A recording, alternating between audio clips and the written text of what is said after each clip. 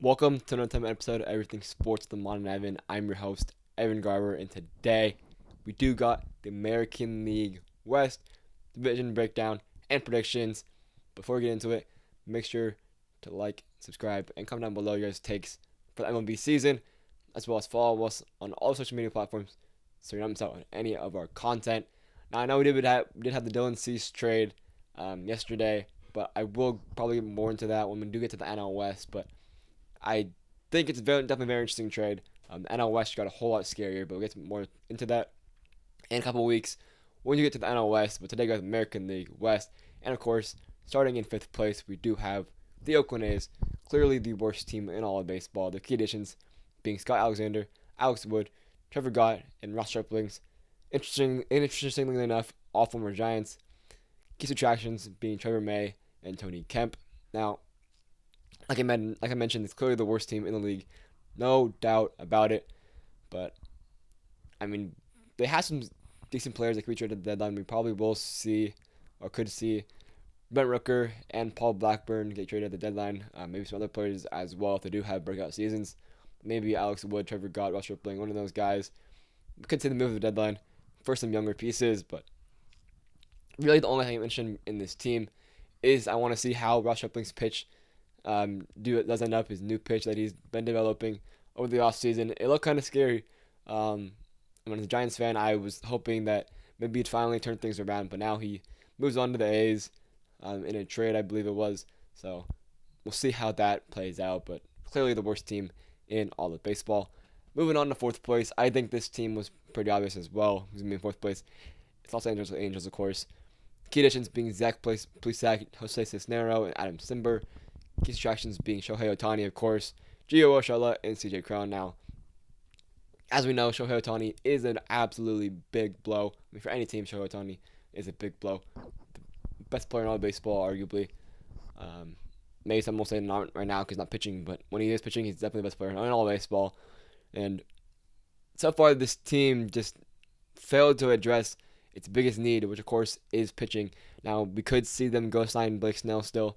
Reportedly, the Yankees are out on Blake Snell somehow. I don't know how that's really playing out. I don't know. We'll see what happens with Blake Snell. But even if they do sign Blake Snell, I think this team is still the fourth place team in this division. This division is very, very, very tough. But they do have some good young talent in Nolan Shanuel, Logan Hoppy, and Zach Nana. Of course, Shanuel, he was a first-round pick last year and made his debut just a couple months later. So we'll see if he can figure things out. Probably take some time though, I would guess, since he just flew through the minors somehow and made it to the majors. But I would assume it's gonna take some time for him to adjust. But really, the last thing is just people need to stop undervaluing Mike Trout. I mean, this guy is still so good. He still had a pretty good season despite having a down year. Like, he was still one of the best players in all of baseball despite having a down season. And yeah, he's getting older. Yeah, he's not gonna be the same Mike Trout that he once was. Same, clearly the best player in all of baseball, MVP every single year. But this guy is still very, very good. And ESPN putting him in 19th, which is absolutely insane. This guy is still a top 10 player in baseball in my eyes. I don't care he had a bad season last year. This guy is still great at baseball. Probably I'm top 5, honestly, at this point still. But moving on to third place, this is where, of course, things get a little bit tricky. Third to first place is definitely the toss-up, kind of a toss-up in this division. But I do have the Mariners being in third place. The key additions being Mitch Garber, Jorge Polanco, and Mitch Haniger. Key subtractions being Teoscar Hernandez, Jared Kelenic, Eugenio Suarez, Robbie Ray, and Evan White. Now, this team is still a good team, but I'm just not a very big fan of their offseason. They arguably got worse in a division that it's very, very tough, like I mentioned.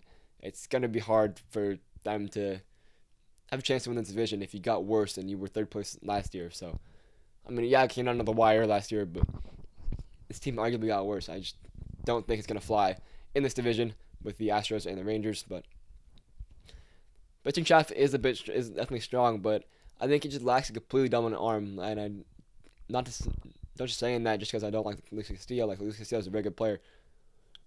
But I just think this team lacks a dominant arm. Like a guy like Garrett Cole or a guy like Justin Verlander or something like that. Like guys who completely dominate the other team. But when the bullpen is a little bit shaky as well. Not a whole lot of super trustworthy arms. Don't have necessarily one of the top closers in the league or anything like that. So pitching staff is not great.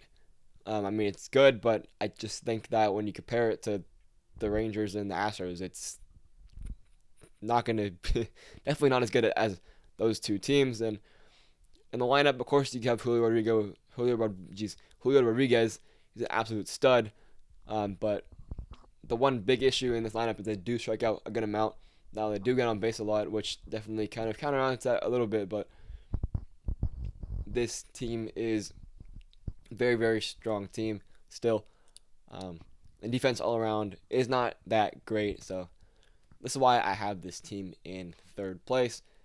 Moving on to second place, we do have the Texas Rangers. Now, I know some people might be like, well, they just won the World Series. Like, how can this team be second place? But we'll get into that a little bit. But key additions being Tyler Mahle, Kirby Yates, and David Robertson. And key subtractions being Jordan Montgomery, Will Smith, Roldis Chapman, and Mitch Garver. Now, like I said, I had a tough time putting this team in second place. Like, they did just win the World Series. But I just think this team just simply just won't beat out the Houston Astros for the division. I don't think they have enough to beat the Astros in this division. Now, the rotation, I know it was able to get it done in the postseason, but they likely now lose Jordan Montgomery, and I just don't think this staff is strong enough to be as good over the course of the season as we will see the Houston Astros probably be.